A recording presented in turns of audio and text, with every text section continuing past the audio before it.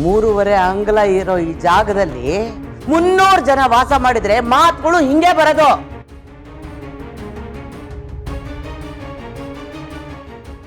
ಪುಟ್ಟ, ಅವ್ರು ಹಾಗೆ ಮಾಡಿದ್ದಕ್ಕೆ ನಿಂಗೆ ಬೇಜಾರಾಯ್ತಾ? ಸಾರಿ ಪುಟ್ಟ. ನೀನು ಹೋಗು, ಆಡ್ಕೊ ಹೋಗು. ಹೋಗು. ಶ್ರಾವಣಿ ಅಮ್ಮ, ಅದೇ ಪಾಪ ಮಗುಗೆ ಮಗು ಹತ್ರ ಆ ಥರ ಮಾತಾಡಿದ ತಪ್ಪೇನೆ. ಆದರೆ ಕಾಂತಮ್ಮನ ಮಾತಲ್ಲಿ ಏನೂ ತಪ್ಪು ಕಾಣಿಸ್ತಾ ಇಲ್ಲ.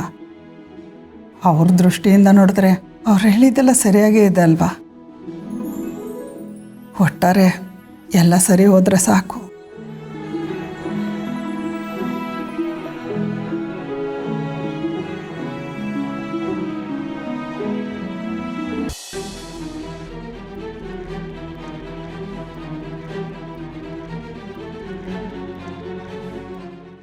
ಸುಬು, ಏನಾಯ್ತು? ಮಗು ಬಗ್ಗೆ ಏನಾದರೂ ಗೊತ್ತಾಯ್ತಾ? ಇನ್ಸ್ಪೆಕ್ಟರ್ ಹತ್ರ ವಿಚಾರಿಸಿದ್ದೀನಿ ಮೇಡಮ್, ನೋಡೋಣ ಅಂತ ಹೇಳಿದ್ದಾರೆ. ನಾವು ಆ ಮಗುನ ತುಂಬ ದಿನ ಈ ಮನೇಲಿ ಇಟ್ಕೊಳ್ಳೋದಕ್ಕಾಗಲ್ಲ ಸುಬು. ನಾವು ಆದಷ್ಟು ಬೇಗ ಆ ಮಗುನ ಅವ್ರ ಮನೆಗೆ ತಲುಪಿಸ್ಬೇಕು. ನಮ್ಮಲ್ಲಿ ತುಂಬ ದಿನ ಇಟ್ಕೊಳ್ಳೋದಕ್ಕಾಗಲ್ವಾ? ಯಾಕೆ? ಆದರೆ ನಾವೀಗಾಗಲೇ ಈ ಮನೇಲಿ ತುಂಬ ಜನ ಇದ್ದೀವಿ. ಜನ ಜಾಸ್ತಿ ಆದಷ್ಟು ಎಲ್ರಿಗೂ ತೊಂದರೆ ಆಗ್ಬೋದಲ್ವಾ? ಅದಕ್ಕೆ. ಮೇಡಮ್, ಏನು ಹೇಳ್ತಿದ್ದೀರಾ? ಹೌದು, ನಮ್ಮ ಮನೇಲಿ ಇಷ್ಟು ಜನ ಆಲ್ರೆಡಿ ಇದ್ದೀವಿ. ಹಾಗಂತ ನಮ್ಗೆ ಯಾವತ್ತೂ ತೊಂದರೆ ಅಂತ ಯಾರೂ ಮಾತಾಡಿಲ್ಲ. ಎಲ್ಲ ಖುಷಿಯಾಗಿದ್ದೀವಿ. ಅಂಥದ್ರಲ್ಲಿ ಈ ಮಗು ನಮಗೆ ಭಾರ ಆಗುತ್ತಾ ಮೇಡಮ್? ಹಾಗಲ್ಲ ಸುಬ್ಬು, ಇದುವರೆಗೂ ತೊಂದರೆ ಆಗಿಲ್ಲ. ಆದರೆ ಮುಂದೇನೂ ತೊಂದರೆ ಆಗಬಾರ್ದಲ್ವಾ? ಅದೆಲ್ಲ ಇರಲಿ. ಆದರೆ ಮಗು ಅವ್ರ ಮನೆಯಲ್ಲಿ ಅವ್ರ ಮನೆಯವ್ರ ಜೊತೆ ಇದ್ರೇನೆ ಚಂದ ಅಲ್ವಾ? ಸರಿ ಮೇಡಮ್, ಆಯಿತು. ನಾನು ಆದಷ್ಟು ಬೇಗ ಎಲ್ಲ ಕಡೆ ಹುಡುಕಿ ವಿಚಾರಿಸ್ತೀನಿ. ಮಗುನ ಅವ್ರ ಮನೆಗೆ ತಲುಪಿಸೋಣ. ನಂದಿನಿ, ನೀವಿಬ್ರು ಇಲ್ಲೇ ಇದ್ದೀರಾ? ಅಪ್ಪ, ಏನಾಯ್ತು? ಯಾಕೆ ಟೆನ್ಷನ್ ಅಲ್ಲಿದ್ದೀರಾ? ನಂದಿನಿ, ಸ್ವಲ್ಪ ಕುಡಿಯೋಕೆ ಒಂದು ಲೋಟ ನೀರು ತಗೊಂಡ್ ಬಾ.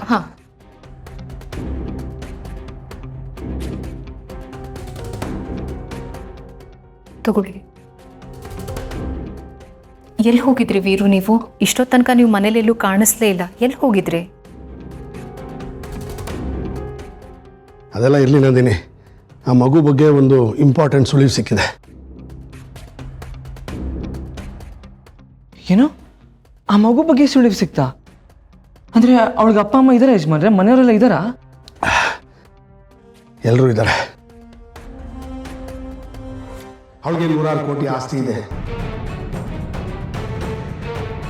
1000 ಎಕರೆ ಜಮೀನಿರೋ ರಾಜಮನೆತನದ ಏಕೈಕ ಕುಡಿ ಇವಳು.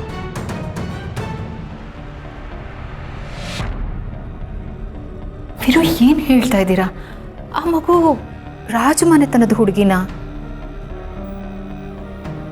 ಹೌದು ನಂದಿನಿ, ಸದ್ಯಕ್ಕೆ ಆ ಮಗು ಪ್ರಾಣಕ್ಕೆ ಅಪಾಯ ಇದೆ.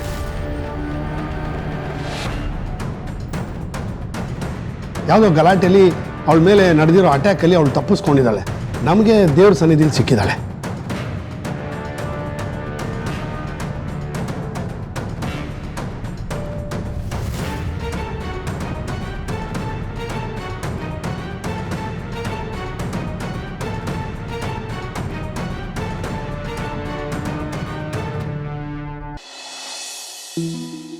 ಕೂತ್ಕೊಪ್ಪ. ಇವತ್ತು ನಮ್ಮ ಮನೇಲಿ ಇಡ್ಲಿ ತಿಂತಾ ಇರು. ನನಗೆ ಬಟ್ಟೆ ಒಗೆದಿದೆ, ಹೋಗಿ ತರ್ತೀನಿ. ನಿಂಗೆ ಏನಾರು ಬೇಕು ಅಂದರೆ ಕೇಳು, ಕೊಡ್ತೀನಿ. ಅಮ್ಮ,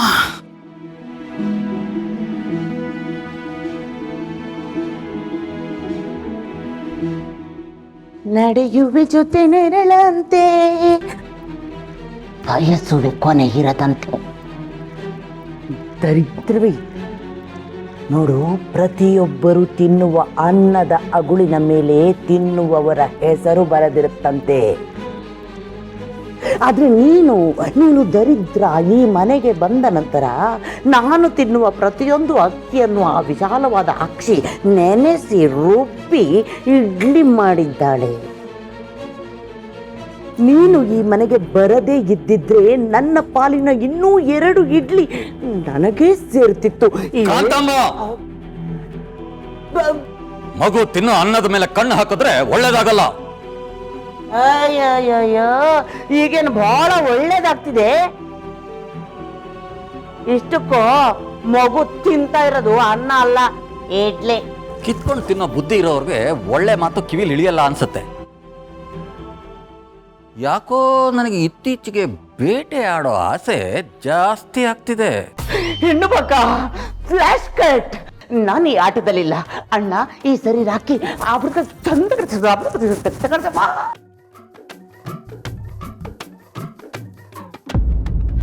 ಯಾಕಮ್ಮ ಏನು ತಿಂತಾ ಇಲ್ಲ?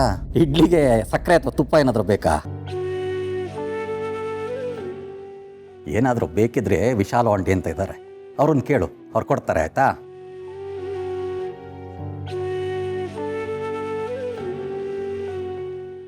ಈ ತಟ್ಟೆಯಲ್ಲಿ 2 ಇಡ್ಲಿ ಇದೆ. ಈ ಮಗು 2 ಇಡ್ಲಿನೂ ತಿನ್ಬೇಕು. ಬೇರೆ ಯಾರಾದರೂ ಈ ಇಡ್ಲಿ ಮೇಲೆ ಕಣ್ಣು ಹಾಕಿದ್ರೆ ನನ್ನ ಬೇಟೆ ಆಡೋ ಕಣ್ಣು ಅವ್ರ ಮೇಲೆ ಬೀಳುತ್ತೆ. ಹುಷಾರ್.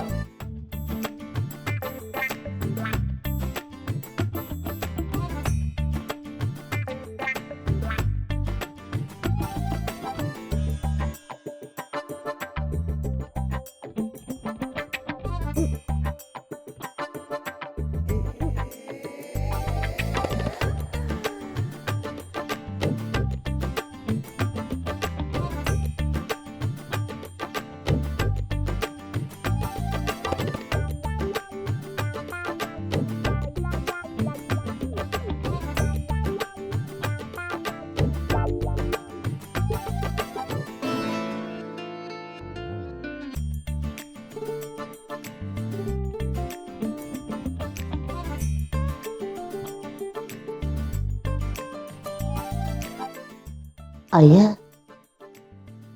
ನಾನು ಈ ಥರ ಮುಳ್ಳಿರೋ ಚಮಚನ ಈ ಮಟನು ಚಿಕನು ಬೆಂದಿದ್ಯಾ ಅಂತ ನೋಡೋದಕ್ಕೆ ಚುಚ್ಚಿ ನೋಡ್ತಿದ್ದೆ. ಇವಳೇನೋ ಇದರಲ್ಲಿ ಇಡ್ಲಿ ಕೊಯ್ಕೋತಾವಳೆ. ಎಷ್ಟಕ್ಕೂ ಈ ಇಡ್ಲಿನ ಕಚ್ಚ ಅಂತ ಚುಚ್ಚಿ ತಿಂತಿದ್ದಾಳಲ್ಲ, ಇವಳು ಭಿಕಾರಿ ಅಲ್ಲ, ಯಾವುದೋ ಬಿಗ್ ಫ್ಯಾಮಿಲಿ ಹುಡುಗಿನೇ ಇರಬೇಕು.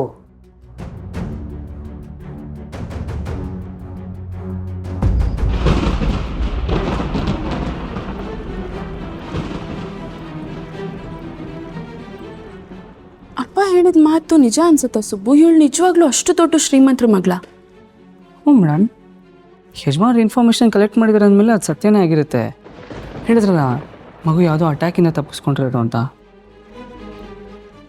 ಹಾಗಾದ್ರೆ ಇವಳ ಅಪ್ಪ ಅಮ್ಮಂಗೆ ಏನಾಗಿರ್ಬೋದು ಸುಬ್ಬು? ಆ ಅಟ್ಯಾಕ್ ಯಾರು ಮಾಡಿಸಿರ್ಬೋದು? ಯಾಕೆ ಮಾಡಿಸಿರ್ಬೋದು? ಆ ಅಟ್ಯಾಕಿಂದ ಈ ಮಗು ಏನಾದರೂ ತಪ್ಪಿಸ್ಕೊಂಡು ಬಂದ್ಬಿಟ್ಟಿದ್ಯಾ?